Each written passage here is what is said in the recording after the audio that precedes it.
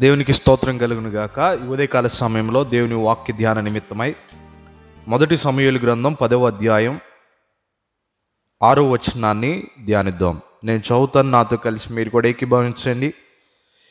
యెహోవా ఆత్మ నీ మీదికి బలముగా దిగివచ్చును, నీవు వారితో కలిసి ప్రకటన చేయుచుండగా నీకు క్రొత్త మనస్సు వచ్చును. అర్థమవుతుందా? హల్లెలూయా, హల్లెలూయా. యెహోవా ఆత్మ సౌలు మీదకి దిగిరాగా అతడు ఏం చేస్తున్నాడంట? వారితో ప్రకటన చేయుచుండగా, అంటే ఎవరు? ప్రవక్తల సమూహముతో కలిసి ప్రకటన చేస్తూ ఉండగా యెహోవా ఆత్మ అతని మీదకి దిగి వచ్చినప్పుడు అతడు క్రొత్త మనస్సు కలిగిన వాడై మార్చబడ్డాడు. ఈరోజు పరిశుద్ధాత్మ యొక్క ప్రావీణ్యత, పరిశుద్ధాత్మను ఎందుకు పొందుకోవాలో దేవుడు ఈరోజు మనతో మాట్లాడి మనలను బలపరచునుగాక. చాలామంది పరిశుద్ధాత్మ అనుభవాన్ని రుచి చూడని వారిగా ఉన్నారు. పరిశుద్ధాత్మ దేవుని యొక్క ఆ స్వారూప్యాన్ని పొందని వారిగా ఉన్నారు.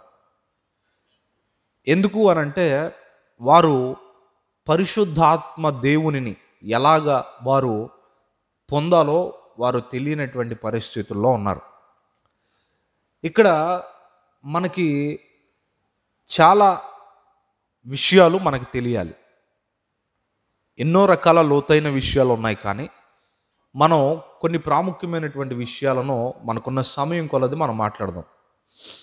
వాస్తవానికి పరిశుద్ధాత్మ యొక్క ప్రయోజనాలు, లేకపోతే పరిశుద్ధాత్మని యొక్క నడిపింపులో ఉండేటువంటి ప్రాముఖ్యతలు ఏంటి అంటే, మొదటిగా మనకు ఎలా ఉండాలంట?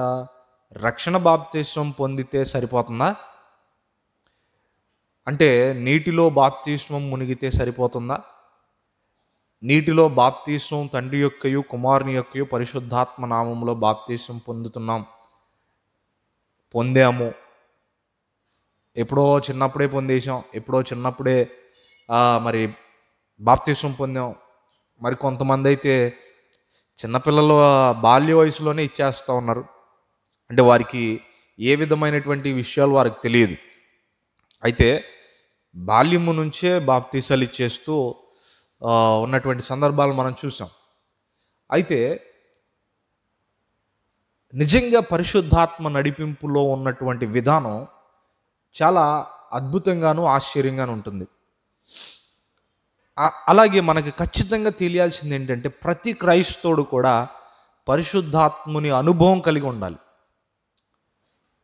చాలామంది మేము బాప్తిస్మం పొందాము అని గుంపును ఒక పక్కన పెడితే, బాప్తిస్మం తీసుకున్నవారు అందరూ ఒక పక్కకి రండి అని అంటే అందరూ చాలా వరకు మహా అయితే 99.9% ఒక పక్కకి వెళ్తే, వీరిలో పరిశుద్ధాత్మ పొందిన వాళ్ళు పరిశుద్ధాత్ముడి యొక్క నడిపింపులో నడిపించబడుతున్నారు పక్కకి రండి అంటే, అగ్ని బాప్తిస్మం పొందిన వారు పక్కకి రండి అంటే మేబీ ఫ్యూ మెంబర్స్ వస్తారు అంతే. అలాగే క్రైస్తవ ఈ యొక్క జీవన శైలిలో ప్రపంచవ్యాప్తంగా ఉన్నటువంటి క్రైస్తవుల సంఖ్యలో కూడా బాప్తిస్మం పొందిన వాళ్ళు అనేక మంది ఉండొచ్చు, కానీ రక్షణ అనుభవం కలిగి పరిశుద్ధాత్ముని యొక్క నడిపింపులోనికి నడిపించబడుతున్న వారు, పరిశుద్ధాత్ముడి యొక్క అభిషేకంతో నింపబడి నడిపించబడుతున్న వారు అత్యంత స్వల్పమైన వ్యక్తులే. కనుక మొదటిగా గుర్తుపెట్టుకోవాలి, బాప్తిస్మం పొందిన వెంటనే పరిశుద్ధాత్ముని యొక్క అభిషేకం వచ్చేసింది అని అనుకోవడం ఎంతైనా మంచిది కాదు. అందుకనే ఈ పరిశుద్ధాత్ముని యొక్క ఆనవాలు ప్రారంభం నుంచి మనకి బైబిల్లో కనబడుతూనే ఉంది. ఆయన ఆత్మస్వరూపి అయి ఉన్నాడు. ఆయన ఆత్మస్వరూపిగా సంచరిస్తున్నాడని బైబిల్లో ప్రారంభం నుంచి అనేక విషయాలు తెలియజేసింది. మొదటిగా మనం చూస్తే మొదటి సమూయేలు గ్రంథంలో మనకు కనపడుతున్నటువంటి మాట 10వ అధ్యాయం 6వ వాక్యంలో ఇశ్రాయేలీయులకు ఒక రాజును గురించినటువంటి ఒక వివరణ ఇస్తూ రాస్తున్నటువంటి 10వ అధ్యాయం. యెహోవా దేవుని యొక్క విధానంలో, దేవుని యొక్క తన ప్రవక్తల ద్వారా, ఏర్పరచబడిన ప్రవక్తల ద్వారా ఈ జనులను పరిపాలన చేస్తున్నటువంటి సందర్భాలు అవి. అంటే అప్పట్లో రాజులు లేరు, అప్పటిలో మరెవరూ లేరు, న్యాయాధిపతులను ప్రవక్తలు మాత్రమే ఉన్నారు. వీరే న్యాయం జరిగిస్తూ వచ్చేవాళ్ళు. అయితే ఏమండి, మాకు న్యాయాధిపతులు వద్దు, మీరే ఒక నాయకుడిని మాలో మీరు ఏర్పరచండి, మాకు నాయకుడు కావాలి అంటే ఇక్కడ ఏమడుగుతున్నారంటే దేవుని నడిపింపులో అవసరం లేదు, అలాగే దేవుడు మాట్లాడితే అవసరం లేదు అని వీళ్ళు నేరుగా మాకు రాజు కావాలని అడిగారు. అంటే ఇది మన అంశము దాటిపోతుంది, దీని గురించి మనం డిస్కస్ చేస్తే. కనుక దీన్ని మనం తర్వాత దినాల్లో మనం ధ్యానం చేద్దాం. అయితే రాజు కావాలి అని ప్రభువు కూడా వారి కోరిక మేరకు చూసినప్పుడు సౌలును దేవుడు ఏర్పరచుకున్నాడు. ఏర్పరిచిన తర్వాత సౌలు ఆ దేశానికి రాజుగా మారబోయే మునుపు అతడిని దేవుడు ఏం చేయాలనుకున్నాడంటే ఏర్పరుచుకొని అతనికి ఉన్నటువంటి ప్రాచీన స్వభావం, పాత తలంపులు, పాత ఉద్దేశాలు, పాత ప్రవర్తన అంతటిని కూడా దేవుడు తుడిచిపెట్టేసి క్రొత్తగా అతడిని తయారు చేయాలనుకున్నాడు దేవుడు. అందుకనే పరిశుద్ధాత్మ నడిపింపులోనికి, ఆత్మాభిషేకంలోనికి దేవుడు మొదటిగా నడిపించాడు. అక్కడ ఏం రాయబడి ఉంది? యెహోవా ఆత్మ నీ మీదకి బలముగా దిగి వచ్చినప్పుడు నీవు వారితో కలిసి ప్రకటన చేస్తున్నప్పుడు నీవు క్రొత్త మనస్సు కలిగి ఉంటావు. Your heart will become new. అంటే అంతవరకు అతనికి హృదయం లేదంటారా? అంతవరకు అతనికి మనసు లేదంటారా? అంతవరకు ఆయనకి ఆలోచించే గుణం, ఆలోచించే విధానం లేదంటారా? లేదు, ఖచ్చితంగా ఉన్నాయి. కానీ దేవుడు ఏర్పరచుకొని వారిని తన దాసునిగా, తన అంబాసిడర్గా దేవుడు నిలబెట్టినప్పుడు, అంటే ప్రతినిధిగా, దేవునికి ప్రతినిధిగా, ఇప్పుడు న్యాయాధిపతులు ఉండేవాళ్ళు, ప్రవక్తలు ఉండేవాళ్ళు. అయితే ఇప్పుడు ప్రవక్తలతో కలిసి ఒకరు పనిచేస్తున్నారు, వాళ్ళు రాజులు. అక్కడి నుంచే రాజరికం ప్రారంభమైంది ఇశ్రాయేలీయుల దేశంలో.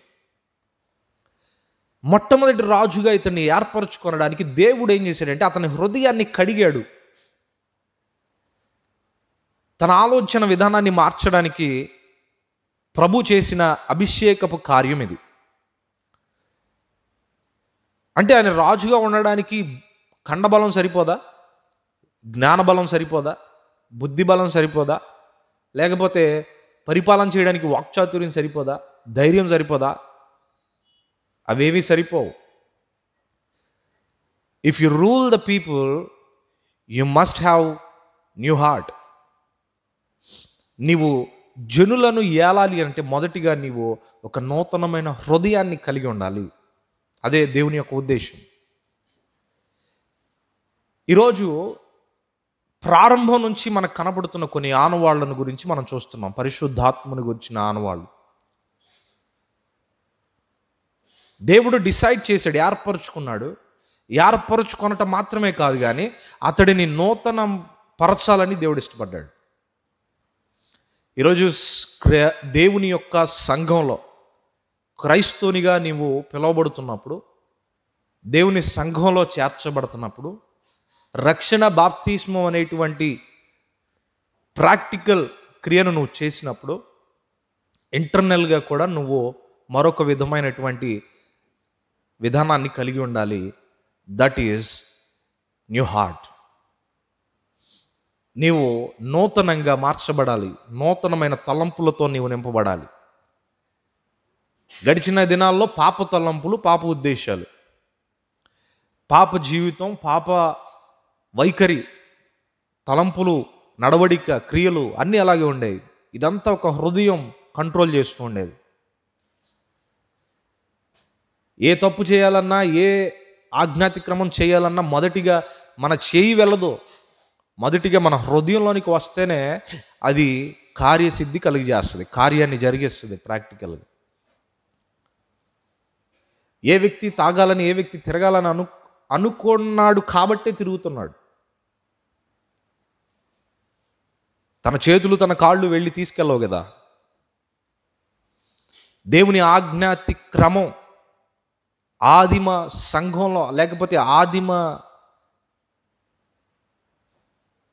దంపతులు చేసినటువంటి విధానం, వారి హృదయంలో కలిగిన ఒక దుష్ట ఆత్మతో నింపబడిన కొన్ని ఆలోచనలు వారి హృదయాల్లోనికి చేర్చుకున్నారు కాబట్టే వారి క్రియ ప్రారంభమైంది. ఆ క్రియ ఏంటి అంటే పాపము చేయు క్రియ, ఆజ్ఞాతిక్రమం చేయు క్రియ. మన హృదయాన్ని దేవుడు మొదటిగా మేనేజ్ చేస్తున్నటువంటి, లేకపోతే కంట్రోల్ చేస్తున్నటువంటి, మన శరీర దేహాన్ని, ఎంటైర్ మన ఆత్మను కంట్రోల్ చేస్తున్నటువంటి ఈ మనసును మొదటిగా దేవుడు శుభ్రపరచాలి, దాన్ని మొదటిగా రూపుదిద్దాలి, దానిని నూతనంగా మార్చాలని దేవుడు ఉద్దేశించాడు. దేనికి స్తోత్రం కలుగును గాక. హల్లెలూయా. చాలామంది అంటారు, ఏమండి బాప్తిసం పొందితే సరిపోదా, నూతనమైన మనసు రాదా? కొన్ని సంఘాల్లో వీటిని గురించిన ప్రస్తావనే కనపడదు. ఎంతమంది బాప్తిసం పొందారంటే అందరూ బాప్తిసం పొందామండి అని చేతులు ఎత్తుతారు. కానీ ఎంతమంది పరిశుద్ధాత్మ బాప్తిసం పొందారు అని అంటే ఎత్తబడిన హస్తాలు మ్యాక్సిమం దిగబడతాయి, కింద దించేస్తాయి. ఒక క్రైస్తవునిగా రక్షణ అనుభవంలోనికి నడిపించబడుతున్న నీవు నిశ్చయంగా పరిశుద్ధాత్మని పొందుకొని తీరాల్సిందే. నీకు నూతన మనస్సు కలగాల్సిందే. నూతనమైనటువంటి ఆలోచనలు నీ జీవితంలో దేవుడు నింపాలి అని అంటే, దేవుని చిత్తాన్ని నువ్వు చేయాలి అంటే నీ హృదయంలో మొదటికి ఏం కలగాలంట? నీ హృదయము నూతనంగా మార్చబడాలి. దేవుని ఆత్మ నీ మీదకి దిగి వచ్చినప్పుడు నూతన ఆత్మ కలిగి ఉంటారు. రక్షణ బాప్తిసం పొందితే సరిపోదు, నీటిలో మునిగి లేస్తే సరిపోదు. చాలా సులువైన పని అది. పెళ్లి బాప్తీసాలు ఉన్నాయి, ఏమండి మరి రకరకాల కార్యక్రమాలకు బాప్తీసాలు ఉన్నాయి. ఈ బాప్తీసాలన్నీ కూడా ప్రభు అంగీకరిస్తాడంటే లేదు.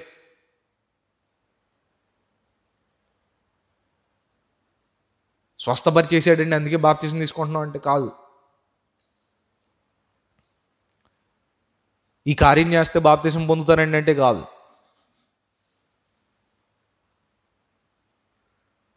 నీ కొరకు ఆయన మరణించాడని, నీ జీవితాన్ని రక్షించుటకు, ఆయన నీకు నూతన మనస్సు ఇచ్చుటకు ఆయన తన విలువైన రక్తాన్ని ధారపోసి నిన్ను కొన్నాడన్న సంగతిని తెలుసుకున్నప్పుడు పశ్చాత్తాప్తుడివై నువ్వు తీసుకోవాలి. దాని తర్వాత పరిశుద్ధాత్మని నడిపింపు కొరకు ప్రార్థన చేయాలి. నూతన మనస్సు కొరకు మొదటిగా సంఘము ఆత్మతో నింపబడుదురుగాక. మొదటిగా మనకు కావాల్సింది ఏంటంటే న్యూ హార్ట్, న్యూ మైండ్. ఆయన సంఘంలో చేర్చబడి నీవు సంఘంలో అందరితో, పరిశుద్ధులతో, నీవు పరిశుద్ధాత్మ నడిపింపగలిగిన వారితో నీవు ఉండాలి అని అంటే మొదటిగా నీ హృదయము పరిశుద్ధపరచబడాలి.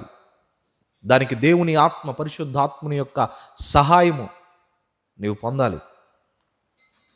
రెండోదిగా మనం చూస్తే ఎదిరించుటకు, అపవాదిని, శత్రువుని ఎదిరించుటకు పరిశుద్ధాత్మని యొక్క అనుభవం, అభిషేకం కావాలి. మనం పాత నిబంధనలోనే చూద్దాం, క్రొత్త నిబంధనలోకి వెళ్దాం. చూడండి, మీరు దావీదును గురించినటువంటి విషయాలు మనం ఎన్నో విన్నాం. సండే స్కూల్ నుంచి అవి మనకు కనబడుతూనే ఉన్నాయి. దావీదు ప్రారంభంలో బాల్యము నుంచి అతడు ఆత్మతో నింపబడిన వాడై ఉన్నాడు. దేవుడు తాను ఏకమైనటువంటి సందర్భాలు అనేకమని కనబడతాయి. బాల్యముగా ఉండగానే అతడు పరిశుద్ధాత్మని యొక్క నడిపింపుతో బలాభివృద్ధి పొందినవాడు. అందుకనే తన యొక్క గొర్రెలలో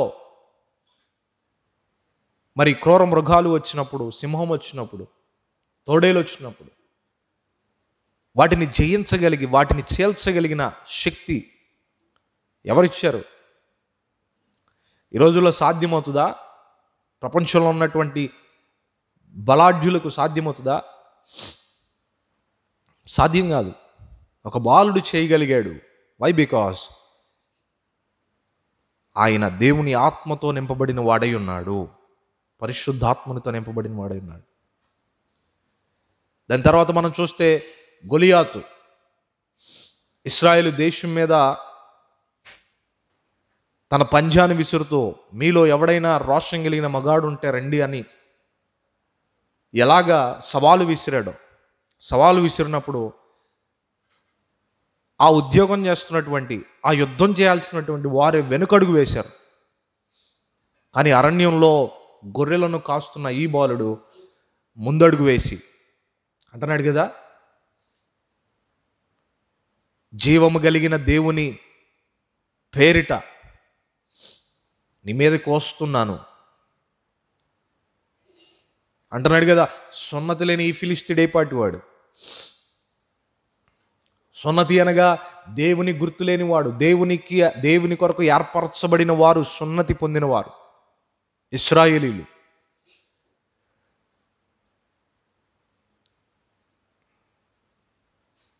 రక్షణ అనుభవం లేనివాడు, దేవుని అభిషేకం లేనివాడు వీడేపాటివాడు అని దావీదు ఉద్దేశించి దేవుని శక్తితో వెళ్ళాడు. అతడు ముందు నుంచి యుద్ధం చేశాడు, దేవుడు వెనక నుంచి అతన్ని కొట్టాడు. ఎక్కడి నుంచి వచ్చింది ఈ ధైర్యం ఒక బాలుడికి? దేవుని కొరకు నిలబడాలి అన్నా కూడా, ధైర్యంగా అపవాదిని ఎదిరించాలన్నా కూడా పరిశుద్ధాత్మని నడిపింపు ఎంతో అవసరమైనది. దావీదు ఆ సమయంలో శరీర యుద్ధాలు చేశాడు. కానీ నేటి క్రైస్తవ జీవితంలో నడిపించబడుతున్న నీవు నేను ఆత్మ సంబంధమైన యుద్ధం చేయాలి. మన యుద్ధం దురాత్మల సమూహాలతో, మన యుద్ధం అపవాది శక్తులతో. అందుకే చూడండి, చిన్న చిన్న బలహీనతలు వచ్చినా, చిన్న చిన్న ఇబ్బందులు వచ్చినా ఏమైపోతారంటే భయంతో కంగారు పడిపోతూ ఉంటారు, భయంతో పారిపోతారు, భయంతో అమ్మో నాకెందుకు ఇలా జరుగుతుందని విపరీతమైన ఆలోచన విధానం కలిగి ఉంటారు. ఎందుకంటే వారిలో దేవుని ఆత్మ అభిషేకం, పరిశుద్ధాత్మని యొక్క నడిపింపు ఉంటే ప్రతిదానికి భయపడిపోరు. రాని నా దేవుడే నా పక్షాన్ని యుద్ధం చేస్తాడు అనే ధైర్యం ఉంటుంది. పరిశుద్ధాత్మ నడిపింపు లేని జీవితాలన్నీ కూడా భయముతో వెనకడుగు వేస్తారు. వారి జీవితాల్లో నిలబడవలసిన సందర్భాల్లో కూడా ఎదురుగా నిలబడలేక ప్రక్కకు తొలగిపోయేవారిగా ఉంటారు. అపోస్తుల కార్యంలో ఎఫెసీయులకు రాసిన పత్రిక 6:12 ఏలయనగా మనము పోరాడుచున్నది శరీరులతో కాదు, అధికారులతో, ప్రస్తుత అంధకార సంబంధులకు, లోకనాథులతో, ఆకాశ మండలమందుండున్న దురాత్మల సమూహాలతో మన పోరాటం. మన పోరాటం ఆత్మ సంబంధమైన పోరాటం, స్పిరిచువల్ వార్ఫేర్. రక్షణ, నీటి బాప్తిసం పొందితే సరిపోదు, ఆత్మ అభిషేకం కలిగిన వారై ఉండాలి. హల్లెలూయా. ఈరోజు పరిశుద్ధాత్మ అభిషేకంతో నింపబడుదురుగాక. ఈనాడు ఈ వర్తమానం వింటున్నటువంటి నీ జీవితంలో నా దేవుడు నిశ్చయంగా మొదటిగా క్రొత్త మనస్సును, రెండవదిగా అపవాదిని ఎదిరించే అభిషేకము దేవుడు పరిశుద్ధాత్ముడు నీకు అనుగ్రహించునుగాక. అపోస్తుల కార్యం 2వ అధ్యాయంలో మనం చూస్తే మొదటి అధ్యాయంలోనే మనకు కనబడుతున్న మాట, యేసుక్రీస్తు ప్రభు వారిని సిలువ వేసేశారు. సిలువ వేసిన తర్వాత ఏం చేయాలో అర్థం కాని పరిస్థితుల్లో ఉన్నారు. యేసుక్రీస్తు ప్రభు వారిని సిలువ వేసినప్పుడు వీరిని కూడా ఎక్కడ చంపేస్తారని భయంతో ఆయా ప్రాంతాలకు చెదిరిపోతున్నారు. యెరూషలేము పట్టణాన్ని విడిచి వెళ్ళిపోతున్నారు. బ్రతికితే మన ప్రాణాలు కాపాడుకొని బ్రతుకుదాం, మన ప్రాణాలను దక్కించుకుందాం అని భయపడి పారిపోతున్నారు నిలబడవలసిన సందర్భంలో. చూడండి, ప్రభు కొరకు నేను ఉంటానని చెప్పిన వారు ఏమైపోయారంట? నీ ప్రాణానికి నా ప్రాణం అడ్డన్న వారు ఏమైపోయారు? శ్రమ రాగానే, ఇబ్బంది కలగగానే ఒక్కొక్కరిగా ఎటు వెళ్ళారో ఎలా వెళ్ళిపోయారో వెళ్ళిపోతున్నారు.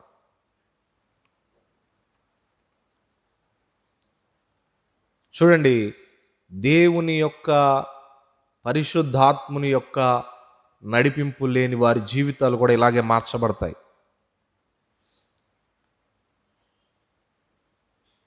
చిన్న చిన్న సమస్యలకు పారిపోతారు, చిన్న చిన్న ఇబ్బందులకు పారిపోతారు. ఆ చదువు నేను చదవలేను, ఇంకా నా వల్ల కాదు అని భయపడిపోతూ ఉంటారు. ఎన్ని సబ్జెక్ట్స్ ఎన్నిసార్లు అటెంప్ట్ చేసినా ఫెయిల్ అయిపోతున్నాను, ఇక నా వల్ల కాదు అనుకుంటారు. భయపడిపోయి ఎగ్జామ్స్లో ఫెయిల్ అయ్యారనో, లేకపోతే మరి అడిగినవి కొనివ్వలేదని తల్లిదండ్రులు పశ్చాత్తాపడి, లేకపోతే మానసికంగా కృంగిపోయి చనిపోయే వాళ్ళు అనేక మంది అయిపోయారు. ఈ మధ్య చనిపోవడం పెద్ద ప్యాషన్ అయిపోయింది.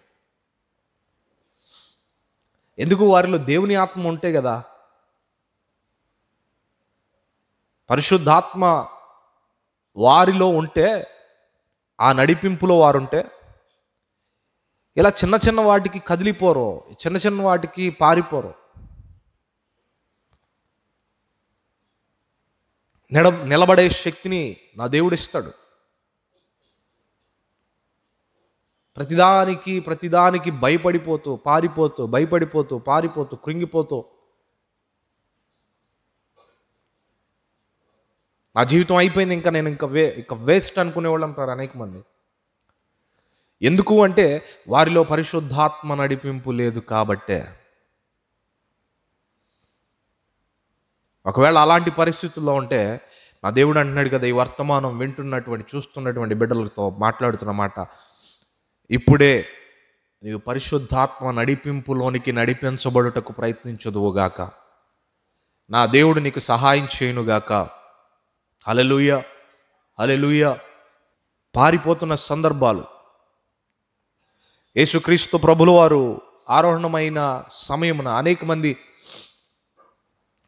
మమ్మల్ని కూడా సిలువేస్తారని వారు చెదిరిపోతున్న సందర్భంలో ప్రభు వారితో మాట్లాడుతున్నమాట, మీరు యెరూషలేమును విడవక మీరు పట్టణమునందే నిలిచియుండుడి అని ఆయన వారితో చెప్పినప్పుడు వారు నిలబడ్డారు. ఈరోజు ప్రభువు మనతో కూడా మాట్లాడుతున్నమాట, నీ సమస్యలను బట్టి, నీ ఇబ్బందులను బట్టి, నీ ప్రతి విధమైనటువంటి అనేక విధాలతో ఉన్న నీ సమస్యలతో కూడిన నీ జీవితాన్ని బట్టి, కుటుంబం నుంచి, లోకం నుంచి పారిపోవాలని ప్రయత్నిస్తున్నా. అయితే నా దేవుడు అంటున్నాడు కదా, మీకు కలిగి ఉన్న దాన్ని బలంగా పట్టుకోనండి. క్రీస్తు అనే నామాన్ని మీరు కలిగి ఉండండి. దావీదు అంటున్నాడు కదా, నేను జీవము కలిగిన యెహోవా పేరిట నీ మీదకి వస్తున్నాను. ఈరోజు ఎలాంటి ఇబ్బందులైనా, ఎలాంటి సమస్యలైనా నీ ఎదురుగా నిలబడినప్పుడు నీవు అనాల్సిన మాట, నేను జీవము కలిగిన దేవుని పేరిట నా సమస్య పైన యుద్ధమును చేసే శక్తి నాకు ఇచ్చునుగాక అని ధైర్యం తెచ్చుకుందురుగాక. హల్లెలూయా. నిశ్చయంగా మీరు నిలబడండి, నా దేవుడు ఖచ్చితంగా ఆయన సహాయం చేసి విజయాన్ని అనుగ్రహిస్తాడు. లూకా సువార్త 3:21 మనకు రాయబడుతున్నమాట, యేసుక్రీస్తు ప్రభుల వారు రక్షణ బాప్తీసం పొందిన తర్వాత ఆయన మీద పరిశుద్ధాత్ముడు దిగి వచ్చినప్పుడు 3 కార్యాలు జరిగాయి. మొదటిగా పరిశుద్ధాత్మ పావురం వలె ఆయన మీదకి దిగి వచ్చింది. దిగి వచ్చిన తర్వాత రెండవదిగా ఆకాశము తెరవబడి ఒక స్వరం వినబడుతుంది. ఏమని?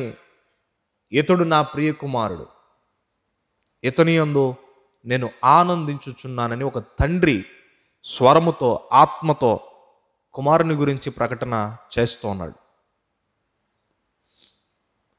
ఎప్పుడైతే పరిశుద్ధాత్మ ఆయన మీదకి దిగి వచ్చినట్లుగా మనకి కనపరిచాడో, తరువాత తండ్రి చిత్తాన్ని నెరవేర్చడానికి యేసుక్రీస్తు ప్రభుల వారు ఎంతగానో ఇష్టపడ్డారు. పరిశుద్ధాత్మ పావురం వల్లే వచ్చింది అని అంటే అప్పటి వరకు ఆయనకి ఆత్మపూర్ణుడై లేడా? లేదు. నిశ్చయంగా ఆయన తండ్రి, కుమార, పరిశుద్ధాత్మని యొక్క స్వారూప్యం కలిగిన వాడై ఉన్నాడు.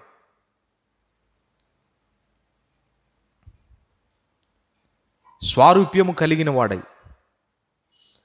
ఇతరులకు ఏ విధమైనటువంటి ఆత్మాభిషేకం కలిగి ఉండాలో తెలియజేయడానికి యేసుక్రీస్తు ప్రభుల వారు ప్రాక్టికల్గా చూయించారు.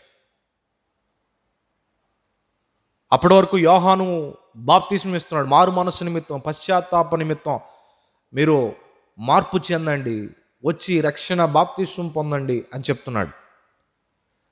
అనేక మంది బాప్తిస్మాన్ని పొందారే కానీ యేసుక్రీస్తు ప్రభుల వారి ద్వారా ఇప్పుడు పరిశుద్ధాత్మ బాప్తిస్మము అక్కడ పరిచయం అయ్యింది. దీనికి స్తోత్రం కలుగును గాక. నీటిలో మునగడానికి అనేక మంది వచ్చేస్తున్నారు. ఆ మధ్యకాలంలో ఓ సేవకులు ఒక ప్రాంతంలో బాప్తిస్మం ఇస్తున్నారు. ఇస్తూ ఉంటే ఇంకా మీలో ఎవరైనా ఆసక్తి కలిగిన వారు ఉంటే రండి, బాప్తిస్మం పొందండి అని చెప్పగానే గబగబా వచ్చేసి అందరిని చూసి మోటివేట్ అయిపోయి మునిగిన వాళ్ళు కొంతమంది ఉన్నారు.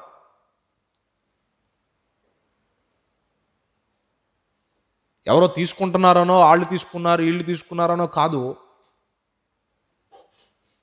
యేసుక్రీస్తు ప్రభుల వారు నా సొంత రక్షకుడు అని సిద్ధపడినప్పుడు తీసుకుంటే ఆ బాప్తిస్మం ప్రయోజనకరంగా ఉంటుంది, కానీ లేదంటే అది నిష్ప్రయోజనమే.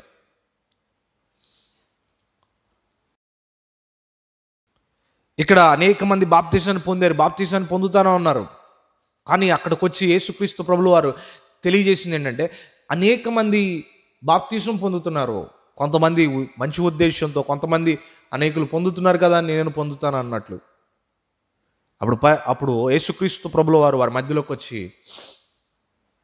నిజమైన బాప్తిస్మం ఏంటో వారికి చూపించారు. దేనికి స్తోత్రం కలుగును గాక. నిజమైన బాప్తిస్మం ఏంటో ప్రపంచానికి తెలియజేశాడు. బాప్తిస్మం పొందారు, పొందిన తర్వాత పరిశుద్ధాత్మ అభిషేకం అవసరమని దేవుడు తెలియజేశాడు.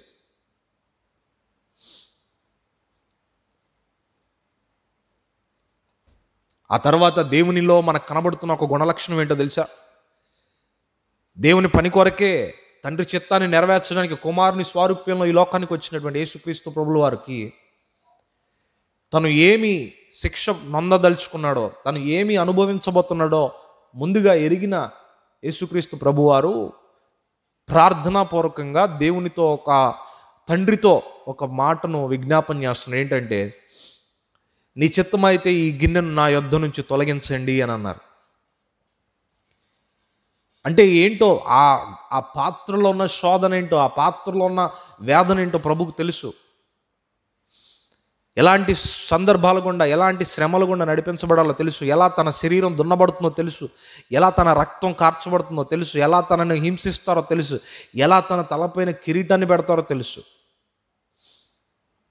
తెలిసి అంటున్నాడు కదా, నీ చిత్తమైతే ఈ గిన్నెను నా యొద్ద నుంచి తొలగించండి.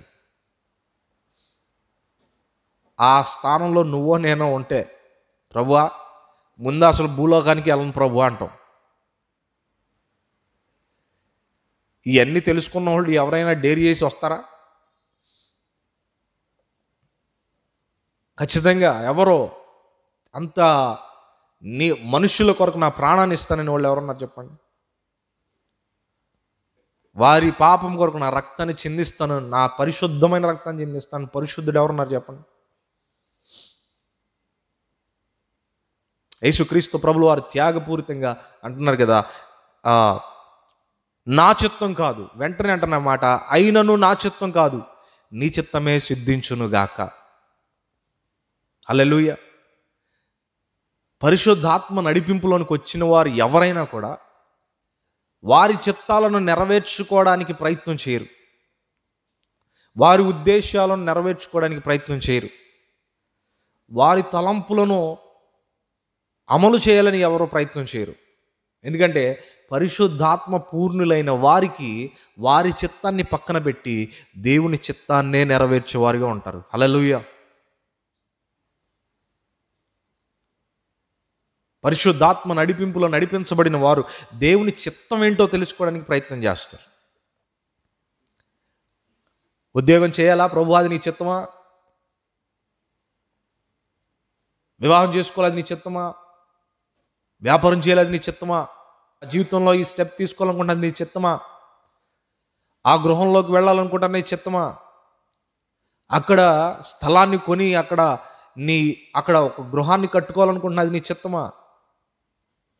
నా బిడ్డలను ఇది చదివిద్దాం అనుకుంటున్నా, నీ చిత్తమా? నీ చిత్తాన్ని బయలుపరచండి. ఒకవేళ అది నాకు ఇష్టం లేకపోయినా నీ చిత్తాన్ని నెరవేర్చాలి అనే మనస్సు అప్పుడు వస్తుంది. పరిశుద్ధాత్మ పూర్ణులైన వారు మాత్రమే ఈ కార్యాన్ని చేయగలుగుతారు. నా జీవితంలో ఇష్టం లేని కార్యాలు కూడా దేవుడు బయలుపరిచినప్పుడు అనేక విషయాలు నేను చేయాల్సి వస్తుంది. నాకు ఇష్టం లేదు, కానీ దేవునికి ఇష్టం. దేవునికి ఇష్టమైనది మనం చేయుటలోనే ఆశీర్వాదం దాగి ఉంది. దేనికి స్తోత్రం కలుగును గాక. దేవుని చిత్తం చేయుటలోనే మేలు, ఆశీర్వాదములు దాగి ఉన్నాయి. ఎప్పుడు తెలుస్తుంది ఈ విషయం మనకనంటే పరిశుద్ధాత్మ పూర్ణులై ఉండుట వలన తెలుస్తుంది. నీటిలో మునిగితే సరిపోదు మై ఫ్రెండ్. పరిశుద్ధాత్మ పూర్ణులై సంఘము నింపబడాలి. In the name of Jesus.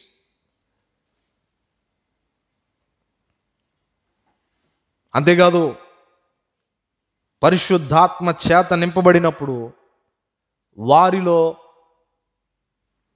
శత్రువుని ఎదిరించేటువంటి బలాన్ని కూడా పొందుతారు.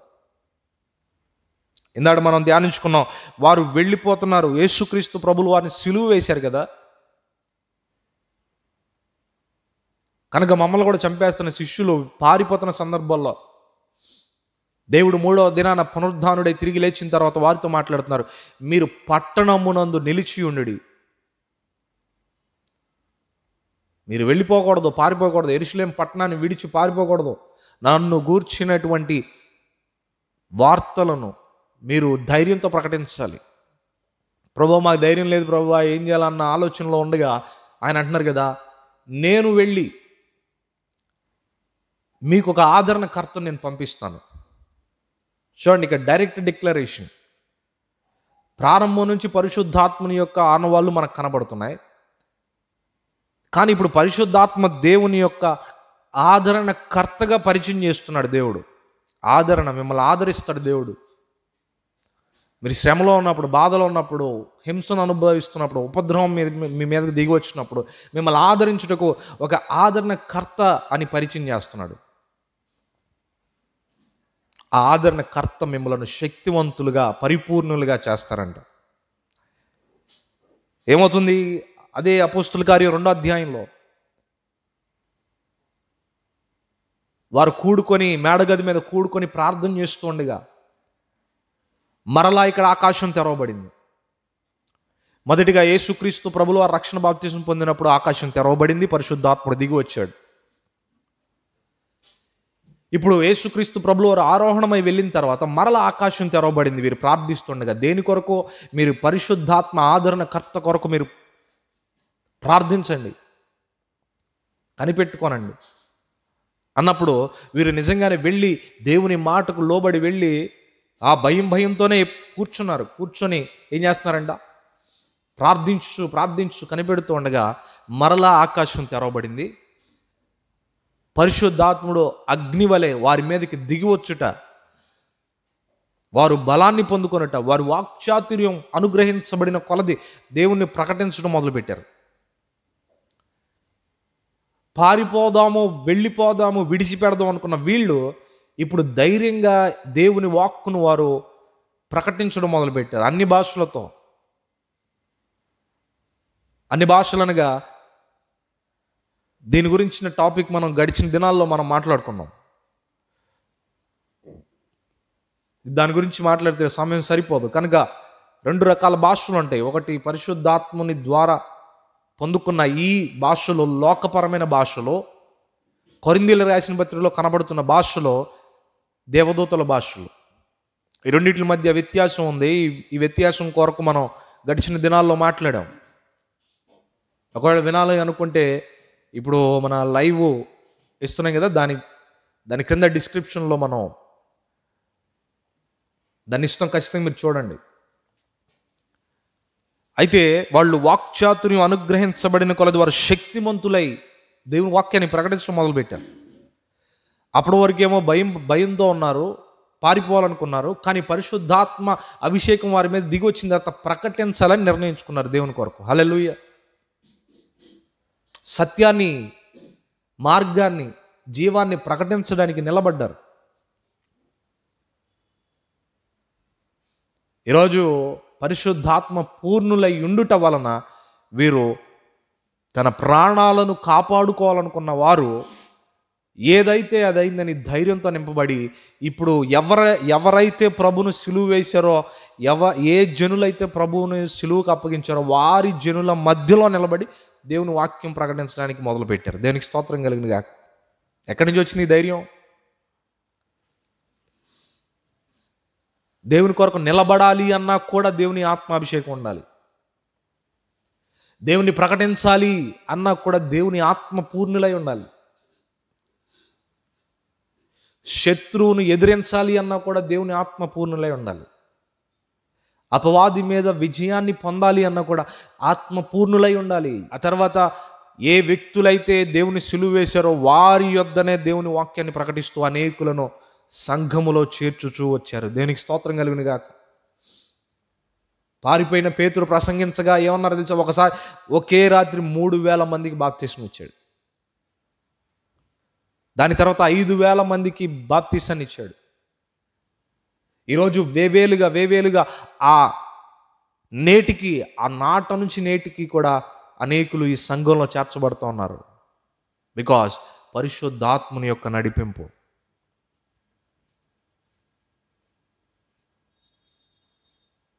అనేక సంఘాల్లో ఈ నడిపింపు లేకే కేవలం వట్టిగా ప్రాక్టికల్గా చేయగలిగిన ఒక రక్షణ బాప్తిస్మం అని నీటిలో మునగటం మాత్రమే జరుగుతుంది. కానీ అగ్ని అభిషేకము, పరిశుద్ధాత్మ నడిపింపు అభిషేకం ఈరోజు అనేక సంఘాల్లో కనుమరుగైపోయింది.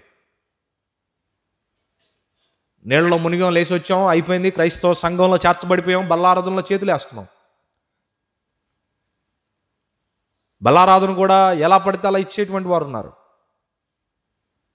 అయోగ్యంగా ఎవడైతే ఈ పాత్రలోది తినునో, ఈ పాత్రలోని తాగునో వాడు శిక్షా విధి కలుగుటకే దీన్ని చేయుచున్నాడు. ఈ వాక్యాన్ని బోధించరో.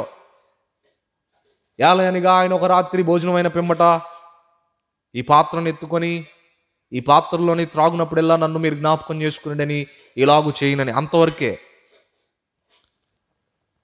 కానీ ఎవడైతే ఈ బలలో అయోగ్యంగా పాలుపంపులు పొందుతాడో వాడు నిశ్చయంగా వాడి శిక్షను, దేవుని ఉగ్రతను పొందుకుంటాడని తెలియదు. అవి చెప్పరు. ఎందుకు? ఈ బోధకులలోనే కొంతమందికి పరిశుద్ధాత్మ నడిపింపు లేదు. వీరిలో లేనప్పుడు ఇక ఆ సంఘాన్ని నడిపిస్తున్నటువంటి నాయకుల్లోనే లేనప్పుడు ఆ సంఘ పరిస్థితి ఏంటి?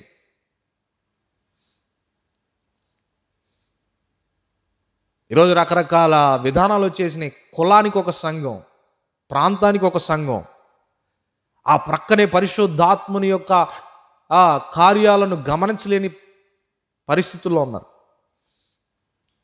ఒకవేళ గ్రహించిన ఎక్కడ ఈ కట్టడులను నేను దాటి వస్తే నన్ను బహిష్కరిస్తారేమో అని ఆ కట్టడుల్లోనే ఉండిపోయారు. పరిశుద్ధాత్మని అభిషేకము కొరకు వారు కనిపెట్టుకోలేక కేవలం నీటి బాప్తిసం పొందిన వారి జాబితాలో మాత్రమే ఉన్నారు. ఈ జాబితా నిష్ప్రయోజనమైన జాబితా. నీవు దేవుని చిత్తం చేయాలి అన్న, దేవుని చిత్తం ఎరగాలి అన్న, దేవుని చిత్తం ఉద్దేశాలు నెరవేర్చాలన్న నిశ్చయంగా నీకు పరిశుద్ధాత్మని అభిషేకం చాలా ప్రాముఖ్యం. అంతేకాదు, దాని తర్వాత ముందుకు వస్తే అనేక మందికి సువార్తను ప్రకటించారు, బాప్తిసం పొందారు. అయినా కూడా ఇప్పుడు యాజకులకు సువార్త అందించడానికి బయలుదేరారు. సిలువ వేసింది ఎవరో? వీళ్ళే, రోమా అధికారులే, యాజకులే. ఇప్పుడు వారికి సువార్త అందించడానికి వెళ్ళేటప్పుడు కొంత భయంతో ఉన్నారు. మరలా కొంత భయం, స్వల్పమైన భయంతో ఉన్నారు. ఈ భయాన్ని మాలో నుంచి పోగొట్టమని ప్రార్థిస్తూ ఉన్నప్పుడు వారు కూడి ఉండి ప్రార్థిస్తుండగా అపోస్తలుల గారి 4వ అధ్యాయం 31వ వచనంలో వారు ప్రార్థిస్తుండగా ఏమైపోయిందంట? ఆ భూమంతా కూడా కంపించబడింది. హల్లెలూయా. పరిశుద్ధాత్మ పొందినవాడు మొదటిగా క్రొత్త మనస్సు కలిగి ఉంటాడు. పరిశుద్ధాత్మ కలిగిన వాడు మొదటిగా బలము, అపవాదిని ఎదిరించే బలం కలిగి ఉంటాడు. పరిశుద్ధాత్మ అభిషేకం కలిగిన వాడు దేవుని చిత్తాన్ని నెరవేర్చడానికి ఇష్టపడతాడు. పరిశుద్ధాత్మ అభిషేకం కలిగిన వాడు ఒక బలమైన ప్రార్థన అభిషేకం కలిగి ఉంటాడు. దేనికి స్తోత్రం కలిగిన గాక. హల్లెలూయా. అందుకే ప్రార్థిస్తే కనీసం తలనొప్పి కూడా తగ్గదు కొంతమందికి. చూడండి, ఇక్కడ భూమి కంపించింది. వారు ప్రార్థిస్తుండగా భూమి కంపించింది. వారి కూడి ఉన్న స్థలము. పరిశుద్ధాత్మ నడిపింపు ఉన్నప్పుడు ఎంత అద్భుతమైన కార్యాలు మనిషి జీవితంలో మనం చూస్తాం.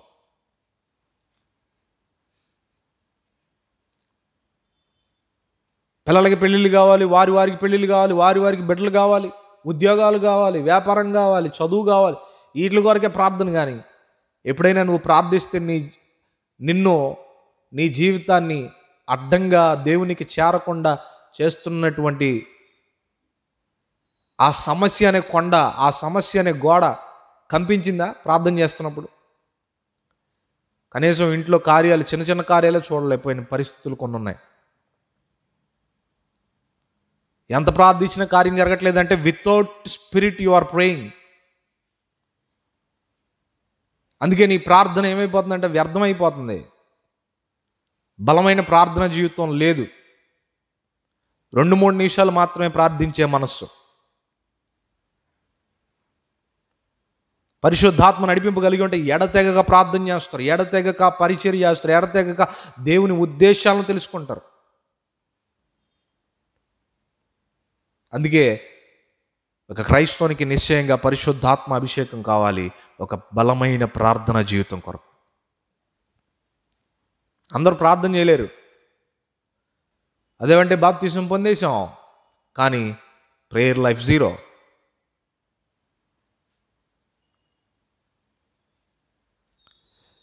ప్రార్థన ఎంతో అవసరం. అది మనం చేస్తే ప్రార్థన చేయలేం, కానీ పరిశుద్ధాత్మ సహాయంతో ప్రార్థన చేస్తే నిశ్చయంగా నీవు అనుకున్న సమయాన్ని దాటిపోతావు.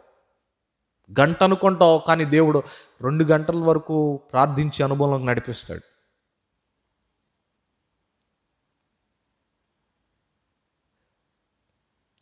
ఈరోజు అట్టి అభిషేకం మనకు దిగివచ్చునుగాక, అటు అభిషేకం మన మీదకు కమ్ముకొనుగాక. అంతేకాదు, పరిశుద్ధాత్మ దేవుని యొక్క అభిషేకం మన మీదకి వచ్చినప్పుడు, మనలోనికి వచ్చినప్పుడు, మొదటిగా నూతన మనస్సు, రెండవదిగా శత్రువును ఎదిరించేటువంటి బలము, మూడవదిగా దేవుని చిత్తాన్ని నెరవేర్చే మనస్సు, నాలుగవదిగా ప్రార్థనా జీవితం, బలమైన ప్రార్థన జీవితం, ఐదవదిగా దేవునికి మనలను సన్నిహితులుగా మారుస్తాడు. దేనికి స్తోత్రం కలిగిన గాక. హల్లెలూయా.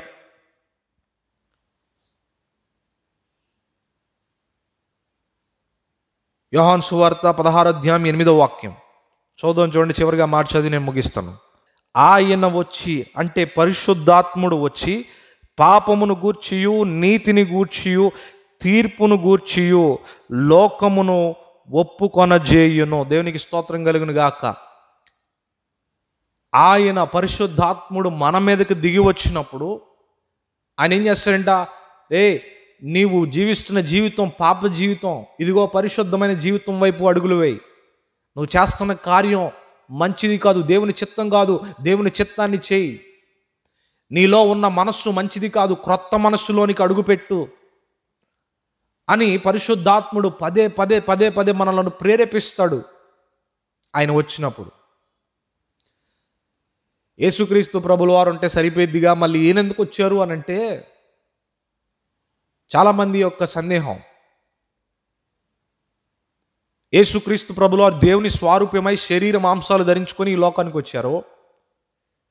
ఆయన దేవుని రాజ్యం గురించి తెలియచేశారు. పాప క్షమాపణ నిమిత్తం తన రక్తాన్ని చిందించారు. విషాదంలో ఉన్న లోకానికి ఒక శుభ సూచకమైనటువంటి కార్యాన్ని చేసి జనులకు విముక్తిని కలుగచేసి ఆయన రక్తాన్ని చిందించి ఆయన ఆరోహణమై పరలోకానికి తిరిగి వెళ్ళిపోయారు. అయితే ఇప్పుడు పరిశుద్ధాత్మని యొక్క కార్యం ఏంటంటే ఆయన ఆ రాజ్యానికి ఎలా చేర్చుకోనాలో, ఎలా చేర్చబడాలో తెలియచేయుటే ఆయన పని. దేవునికి స్తోత్రం కలిగిన గాక. యేసుక్రీస్తు ప్రభులు వారు అన్నారు, I am the way, truth and the life. No one comes to the father except through me. నన్ను అంగీకరించినప్పుడు మాత్రమే ఆ నిత్యత్వంలోనికి మీరు చేర్చబడతారు. నా రక్తంలో కడగబడినప్పుడు మాత్రమే, రక్షణ బాప్తిజం పొందినప్పుడు మాత్రమే అని ఆ రాజ్యం గురించి పరిచయం చేశాడు, తెలియచేశాడు, విమోచన ఇచ్చాడు. అయితే పరిశుద్ధాత్మ దేవుని యొక్క కార్యం ఏంటంటే ఆ రాజ్యంలోనికి నువ్వు అడుగు పెట్టాలంటే నీకేమేమి అవసరం, నీ జీవితం ఎలా మార్చుకోవాలి, నీ పాప జీవితాన్ని ఎలా ఒప్పుకోలు చేసుకోవాలి, నీ యొక్క అవిధేయతలను ఎలా దేవుని దగ్గర ఒప్పుకోవాలి అని అనడానికి దేవుడు పరిశుద్ధాత్ముడు సహాయం చేసి ఆ రాజ్యం వైపుగా నీ ప్రయాణాన్ని కొనసాగింపజేస్తాడు. ఆయన అన్నాడు, I am the way, truth and the life.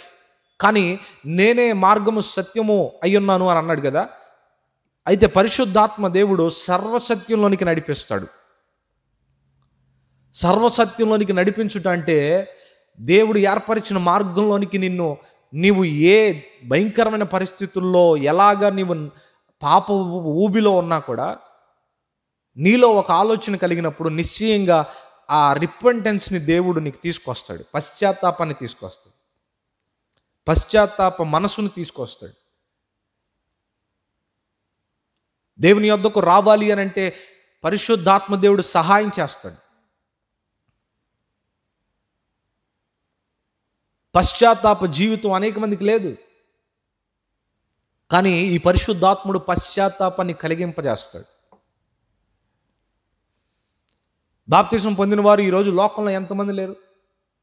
రక్షణ బాప్తిసం పొందగానే, నీటి బాప్తిసం పొందగానే అనేక మంది మరలా తిరిగి వారి వారి పాత స్వభావాల్లోకి తిరిగిన వారు లేరు.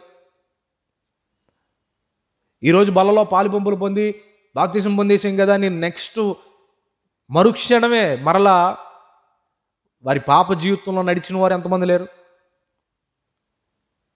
అంటే ఎలాగంటే మందిరం బయట వరకు ఒక షర్ట్ను తీసేసి ఆ మందిరం బయట ఆరబెట్టి లోపలికి వచ్చిన తర్వాత ఒక ప్రశస్తమైన వస్త్రం వేసుకొని బలలో పాలుపంపులు పొంది ఆ వస్త్రాన్ని మరలా బయటికి రాగానే తీసి మరలా చర్చి బయట ఇడిచేసి వదిలేసిన ఆ పాత సొక్కాన్ని తీసుకొని మళ్ళీ వెళ్ళే బుద్ధి ఎంతమందికి లేదు? ఇలాగా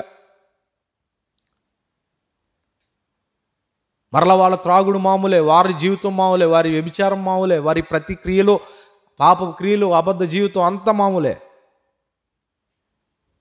కానీ పరిశుద్ధాత్ముడు ఆ జీవితాన్ని జీవింపక జ్ఞాపకం చేస్తాడే, ఇప్పుడే నీవు బాప్తిసం పొందావు, ఇప్పుడే దేవుని రక్తాన్ని ఇదిగో రక్తాన్ని నువ్వు జ్ఞాపకం చేసుకున్నావు, నీ పాపాన్ని విడిచిపెట్టావు, మరలా నువ్వు ఆ పాపాన్ని ధరించుకుంటున్నావు, జాగ్రత్త అని దేవుడు పరిశుద్ధాత్ముడు హెచ్చరిస్తూ నీలో ఒక పశ్చాత్తాపాన్ని కలిగిస్తాడు. నీ అంతటా నీవే దేవుని యొద్దకు వచ్చి పశ్చాత్తాపుడిగా నిలబడలేవు, కానీ ఆయన సహాయం నీ మీదకి దిగి వచ్చినప్పుడు పాపం ఏంటో తెలియజేస్తాడు, పరిశుద్ధత ఏంటో తెలియజేస్తాడు. నరకం అంటే ఏంటో తెలియజేస్తాడు, పరలోకం అంటే ఏంటో తెలియజేస్తాడు. అప్పుడు పశ్చాత్తాప్తుడు వై నువ్వేమవుతావు తెలుసా? ఇప్పుడు శిష్యుల జాబితాలో నీవు చేర్చబడతావు, సంఘంలో చేర్చబడతావు. పాపాన్ని విడిచిపెడతావు, పాప జీవితాన్ని విడిచిపెడతావు.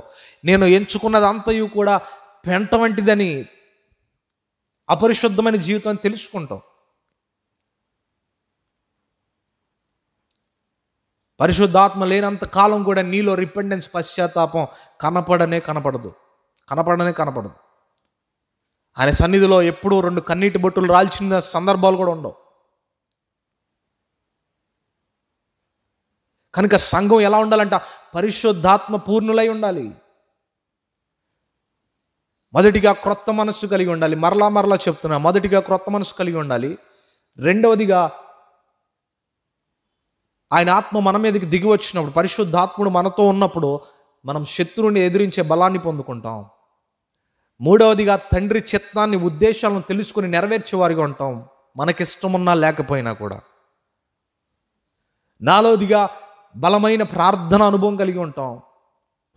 ఐదవదిగా పశ్చాత్తాప హృదయం కలిగి ఉంటాం. దేనికి స్తోత్రం కలిగిన గాక. హల్లెలూయా. ఈ పశ్చాత్తాప హృదయము కలిగి ఉన్న వారు ఆయన నిజమైన సంఘంలో చేర్చబడతారు.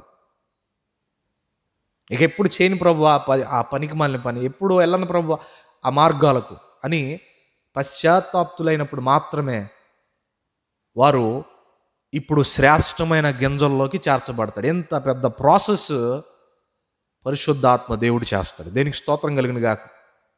నీటిలో మునిగేస్తే అయిపోయింది అనుకుంటున్నారు. ఇప్పుడు ఏంటి అయిపోయేది?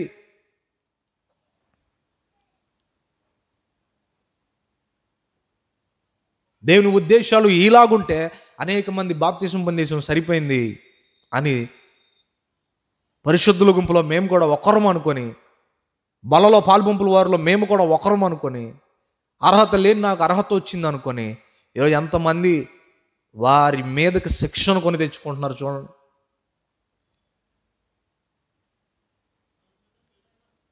ఈరోజు ఒకవేళ అలాంటి మనస్సులో ఉంటే ఇప్పుడే నా దేవుడు నిన్ను ఆయన ఆత్మాభిషేకంతో నింపి నడిపించునుగాక. హల్లెలూయా, హల్లెలూయా. అప్పుడు వారు ఏమవుతారంట?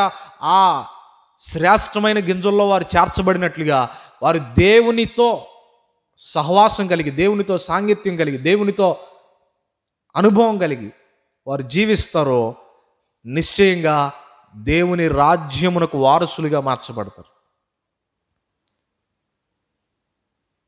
ఆత్మ లేనటువంటి సమయంలో, పరిశుద్ధాత్మ అభిషేకం లేనటువంటి సమయంలో ఈ శిష్యులందరూ పారిపోయారు. కానీ ఆత్మ పూర్ణులైన తర్వాత వారు ఏమయ్యారంట? వారి ప్రాణాలను సైతం దేవునికి ఇచ్చేశారు. దేనికి స్తోత్రం కలిగినగా. వారి ప్రాణాలను సైతం త్యాగం చేశారు. ధైర్యంతో చంపుతారా చంపేయండి, హింసిస్తారా హింసించండి. పేతురునేమో తలక్రిందులుగా, అపోజిట్ పౌలు గారినేమో తలను మొండాన్ని వేరు చేశారు. యోహాను గారిని పద్మస్ ఐలాండ్లో పంపించారు. రకరకాల శోధనలు, రకరకాల కార్యాలు చేశారు. అయినప్పటికీ కూడా వాళ్ళ యొక్క విశ్వాసంలో కదలిక ఏమైనా వచ్చిందా? నో. అప్పుడు బండ మీద కట్టబడ్డారు వాళ్ళు. ఈరోజు మనము ఆత్మ పూర్ణులై ఉండుట అత్యవసరం.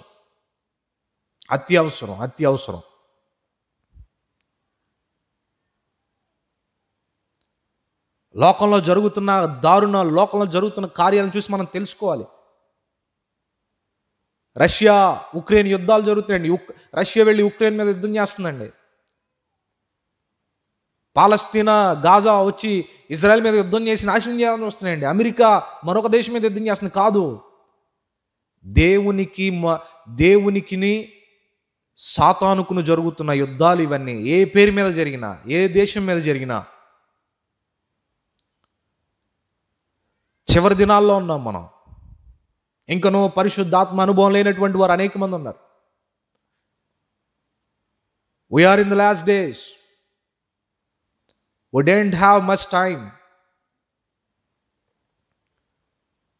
కనుక ఇప్పుడే మనం పశ్చాత్తాప్తులు అవుదాం, పరిశుద్ధాత్మ నడిపింపులో నడిపించబడదాం. మీరు చూడండి, రీసెంట్గా జరిగిన మరొక దాడి, నైజీరియా దేశంలో లక్షలాది మందిని, వేల మందిని కాదు, లక్షలాది మందిని ప్రతిదినం కనీసం 1000 మందిని చంపుతున్నారు. 1000 మందిని చంపుతున్నారు.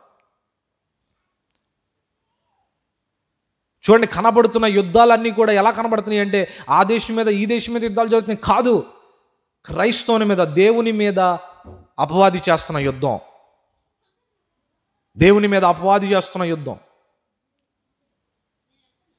ఇలాంటి సందర్భంలో నీటి బాప్తీసం తీసుకున్నామండి, నీటి బాప్తీసం పొందేసామండి, చాలండి, ఇంకా మా జీవితం ఇక పరలోకానికి సీటు కన్ఫర్మ్ అండి మాది అని అనుకునే జ్ఞానం లేని మాటలు మాట్లాడే వాళ్ళు అనేక మంది ఉన్నారు. ఎంత కార్యం పరిశుద్ధాత్మ దేవుడు చేయాలి ఎప్పుడో ఆయన ఆత్మ కొరకు నువ్వు కనిపెట్టుకున్నప్పుడు, నీటిలో మునిగి బయటికి రాగానే ఏమన్నా ప్రాత స్వభావం పోయింది. ఇప్పుడు నువ్వు ధరించుకోవాల్సిన మరొక స్వభావం ఉంది. ఏంటో తెలుసా? పరిశుద్ధాత్మ స్వభావం. పరిశుద్ధాత్మని స్వభావాన్ని ధరించుకున్నప్పుడు మాత్రమే ఇంత కార్యాలు నీ జీవితంలో చూస్తావు. Unless you can't see anything.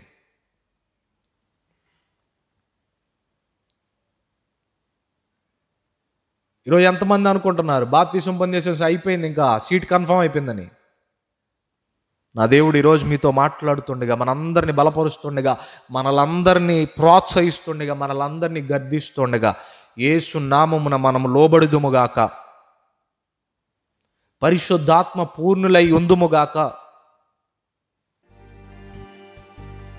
ప్రార్థన చేసుకుందాం. తలలు వంచండి.